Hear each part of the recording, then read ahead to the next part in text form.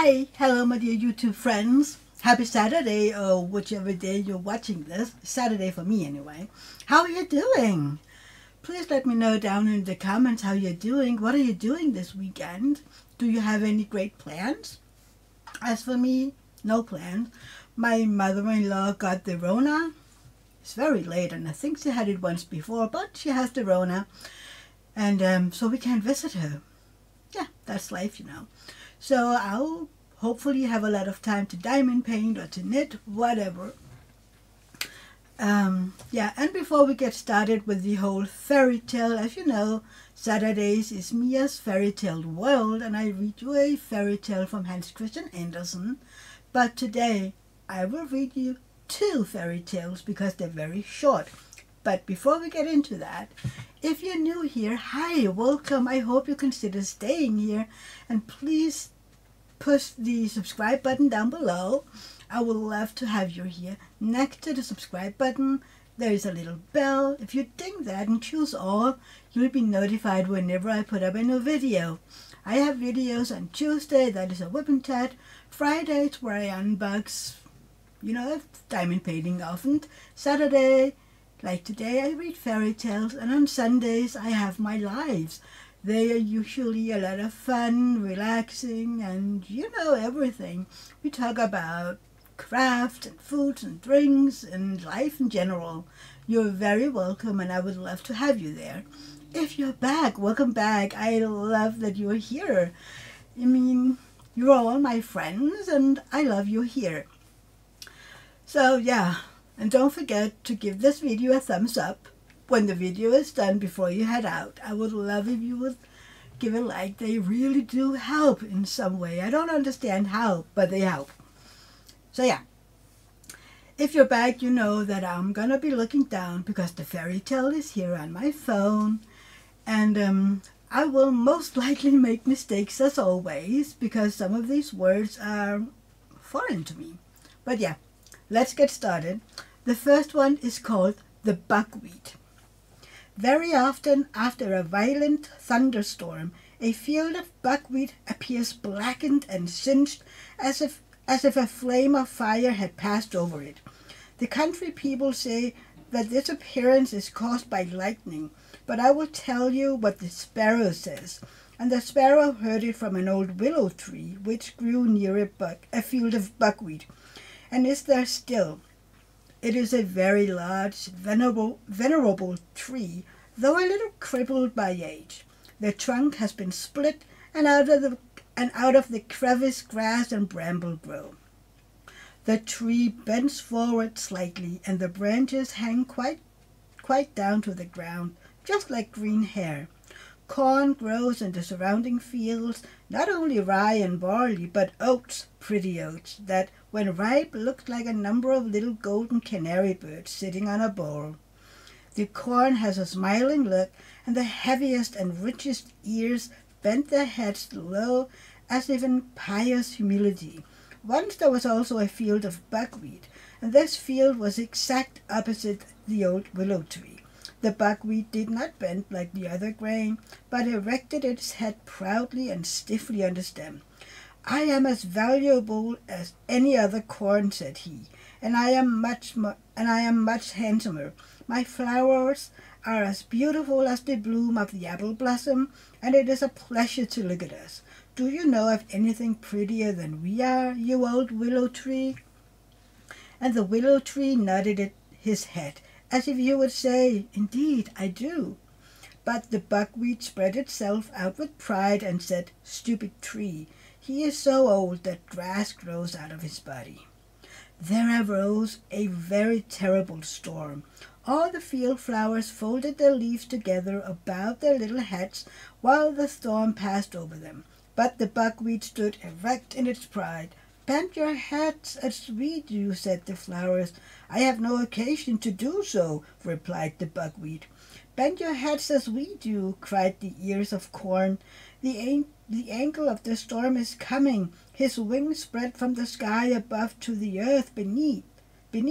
He will strike you down before you can cry for mercy." "But I will not bend my head," said the buckwheat. "Close your flowers and bend your leaves," said the old willow tree. "Do not look at the lightning when the cloud bursts. Even men cannot do that. In a flash of lightning heaven opens, and we can look in, but the sight will strike even human beings blind. What then must happen to us, who only grew out of the earth? We are so inferior to them, if we venture to do so." "Inferior indeed," said the buckwheat. "Now I intend to have a peep into heaven." Proudly and boldly he looked up, while the lightning flashed across the sky as if the whole world were in flames. When the dreadful storm has passed, the flowers and the corn raised their drooping heads in the pure still air, refreshed by the rain. But the buckwheat lay like a weed in the field, burned to blackness by the lightning. The branches of the old willow tree rustled in the wind, and large water drops fell from his green leaves, as if the old willow were weeping. Then the sparrow asked why he was weeping when all around him seemed so cheerful. "See," they said, "how the sun shines and the clouds flow in the blue sky. Do you not smell the sweet perfume from flower and bush? Wherefore do you weep, old willow tree?" Then the willow told him of the haughty pride of the buckwheat, and of the punishment which followed in consequence. This is the story told by me by the sparrows one evening when I begged them to relate some tale to me. That is the first story. So, what do you think of that one? Is there maybe a morale that you can, use or think about? I really much like this morale. Don't be proud and keep your head too high, right? So think about it while I'm reading the next one. So the next one is called The Butterfly. There was once a butterfly who wished for a bride, and, as may be supposed, he wanted to choose a very pretty one from among the flowers. He glanced with a very critical eye at all the flower beds, and found that the flowers were seated quietly and demurely on their stalks, just as maidens should sit before they are engaged. But there was a great number of them, and it appeared as if his search would become very wearisome. The butterfly did not like to take too much trouble, so he flew off to visit to the daisies.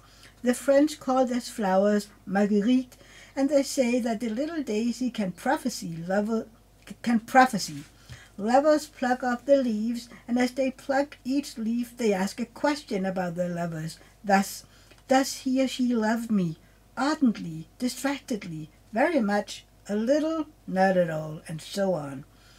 Everyone speaks these words in his own language. The butterfly came also to Marguerite to inquire, but he did not pluck off her leaves. He pressed a kiss on each of them, for he thought there were always more to be done by kindness. "Darling Marguerite Daisy," he said to her, "you are the wisest woman of all the flowers. Please, pray, tell me which one of the flowers I shall choose for my wife. Which will be my bride?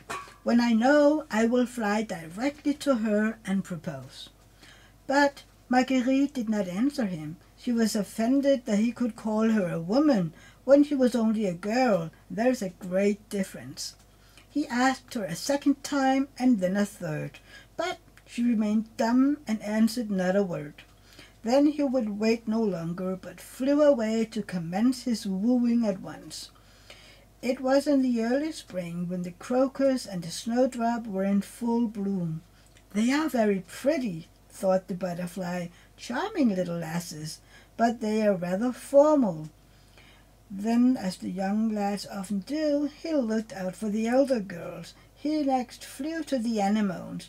These were rather sour to his taste, the violet a little too sentimental, the lime blossoms too small, and besides, there was such a large family of them.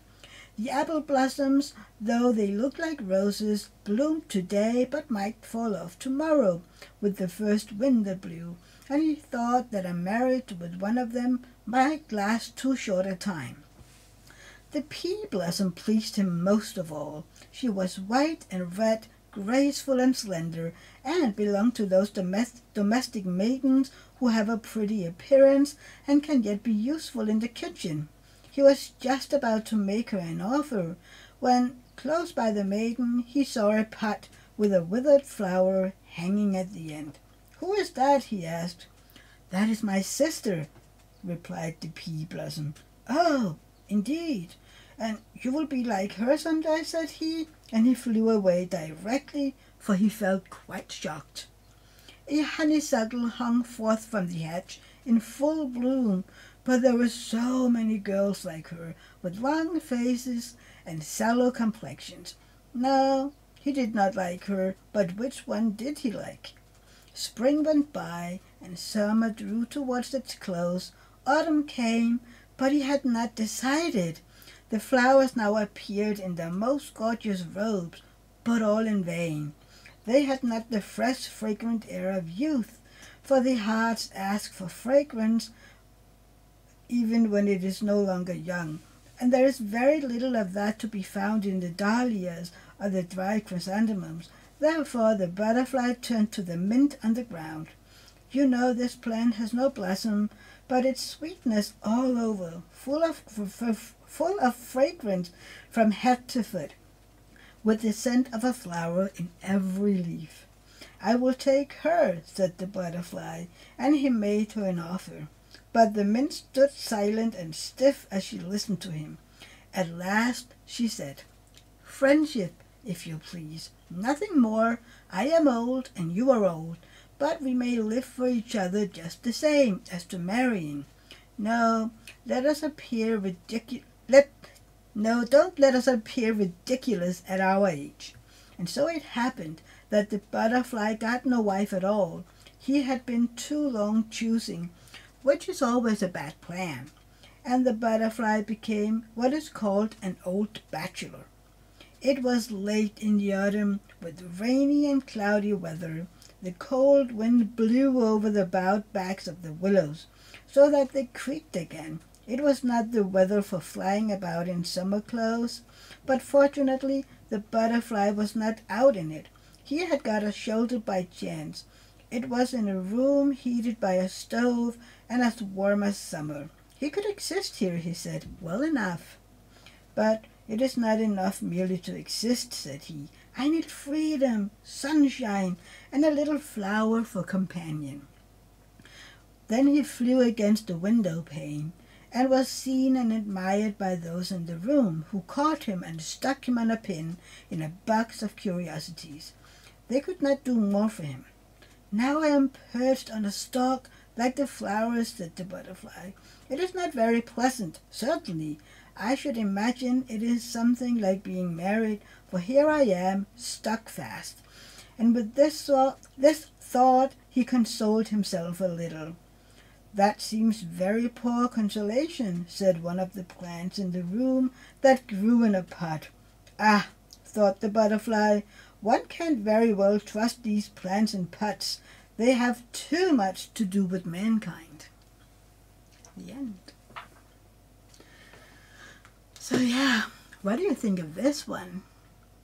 I would love to know if you would write that down in the comment field. I mean, it's two very, very different stories, but they have something in common, don't they? At least I think they do.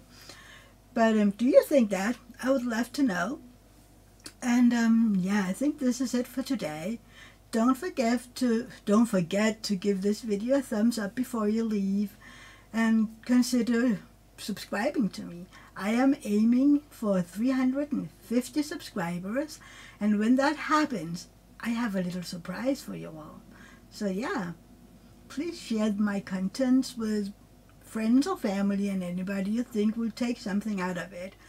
And I see you in my next video or tomorrow in my live. Until then, bye everybody. Love you.